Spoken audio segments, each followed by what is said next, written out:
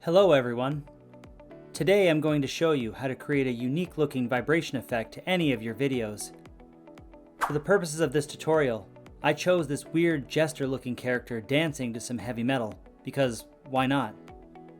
First thing you need to do is create an adjustment layer and drag it on top of your video clip on your timeline.